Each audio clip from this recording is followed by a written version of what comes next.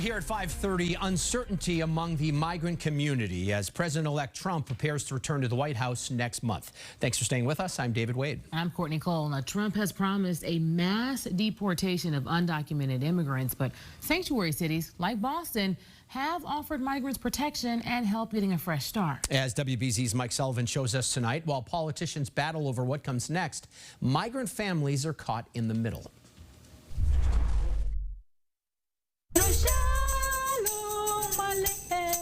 Music is a powerful tool. It's a way to heal, a way to come together. This song is particularly appropriate. It's a dichotomy of emotions. The suffering and the joy at the same time. Those are feelings these women know better than most. Today we heard some stories.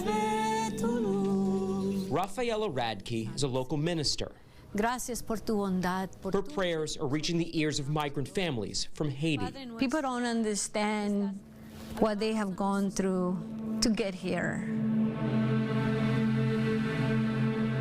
One of these families fled from the violence in Haiti to Chile. Their 8-month-old child was allowed to go with them. Their 5-year-old daughter was barred from entering. While the girls stayed in Haiti, the violence only grew.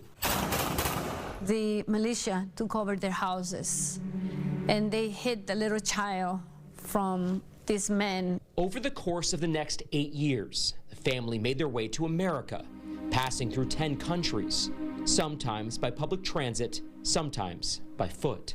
Once they cross Nicaragua, they also have to cross a big river, which was very scary because there were alligators in that river. Finally, they made their way to Mexico and applied to enter the U.S. In Mexico, they paid close to $17,000 to get Mrs. Bartholomew's brother to bring her daughter to Mexico. Now 13 years old, the little girl and her family have reconnected at Our Savior Lutheran Church in East Boston. They are one of 4 families staying here. The church started taking in families in mid-August.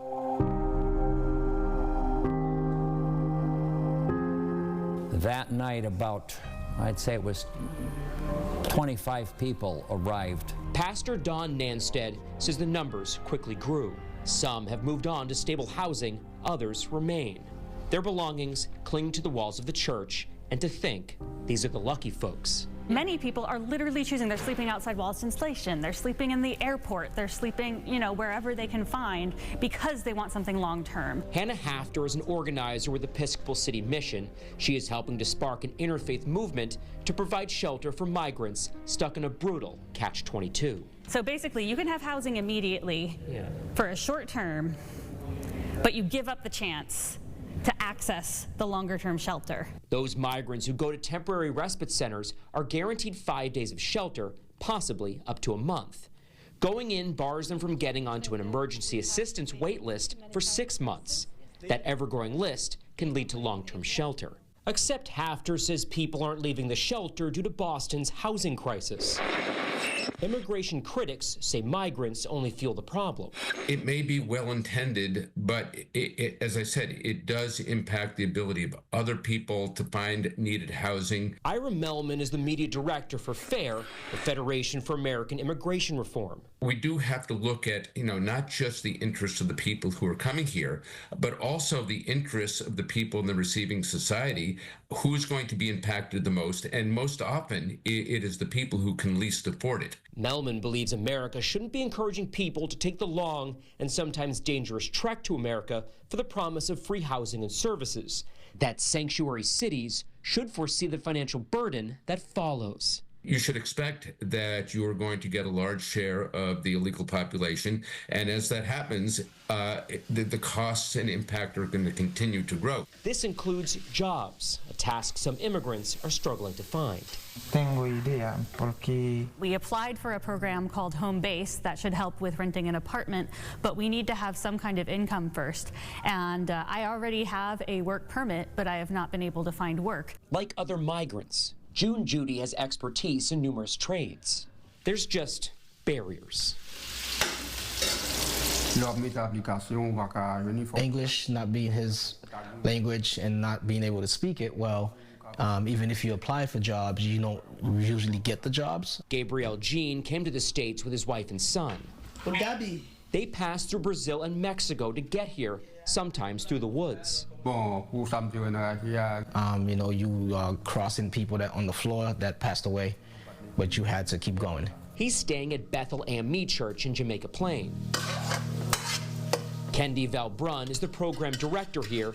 His family migrated to the U.S. from Haiti in the 90s. I was lucky enough to find some of the recent families that I've worked with here jobs by just taking them through like a volunteer route. Think of it like an internship and a job tryout at the same time. As they work, Valbrun says they pick up English and are eventually hired. There's no words to describe how they feel and how can they repay pastor and the church back. Pero tú estás aquí, Señor Jesús. All they can do is find their way forward. In Boston, I'm Mike Sullivan, WBZ News. Now, you know, here we speak a lot about a greater Boston.